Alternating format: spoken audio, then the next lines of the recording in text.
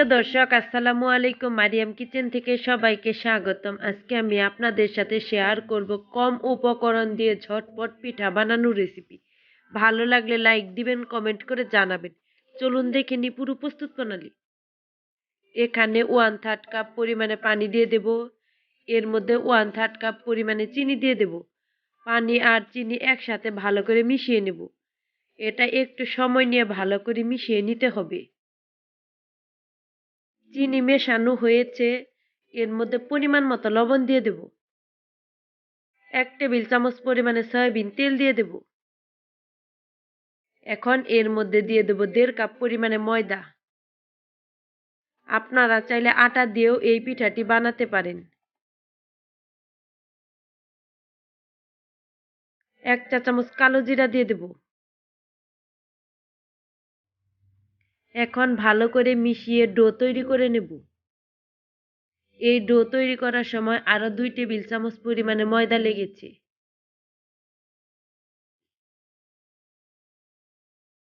ডোটা একদম পারফেক্ট ভাবে তৈরি হয়েছে।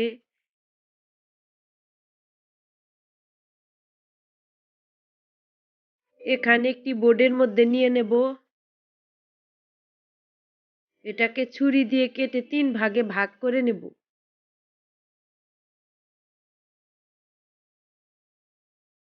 এখন গোল করে নেব।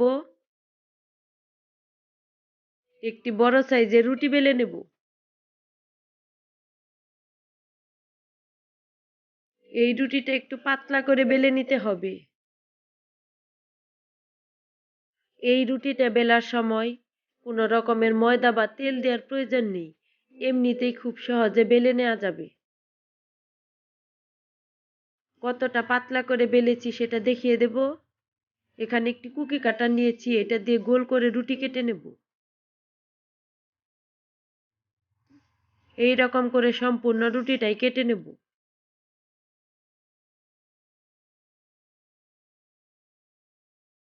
সম্পূর্ণ রুটি কেটে নেওয়া হয়েছে।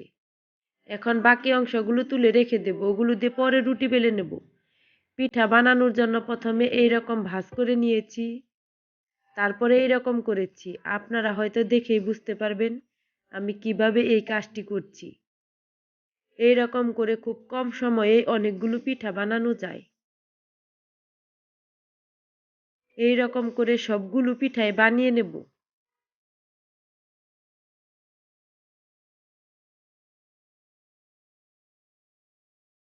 সবগুলো পিঠা বানানো হয়েছে।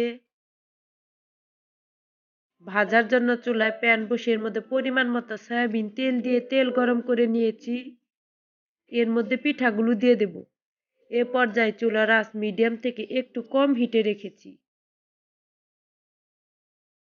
পিঠাগুলো দেয়া হয়েছে, এখন উল্টিয়ে দেব। এই পিঠাগুলো ভাজার সময় একটু সময় নিয়ে ভাজতে হবে, তাহলে খুব মচমচে হবে, খেতে অনেক ভালো লাগবে। পিঠাগুলো উল্টিয়ে পাল্টিয়ে ব্রাউন কালার করে ভেজে নিয়েছি। এখন চুলা থেকে তেল ঝরিয়ে নামিয়ে নেব। এর মধ্যে বাকি পিঠাগুলো ভেজে নেব। পরিবেশন করে দেখিয়ে দিচ্ছি পিঠাগুলো দেখতে কতটা লোভনীয় হয়েছে, খেতেও কিন্তু অনেক মজার হয়েছে। এইরকম করে পিঠা বানিয়ে আপনারা ঝটপট খেতে পারবেন, খেতে খুবই ভালো লাগে। ভিডিওটি দেখার জন্য অসংখ্য ধন্যবাদ। আজকে বিদায় নিচ্ছি, খুদা হাফেজ।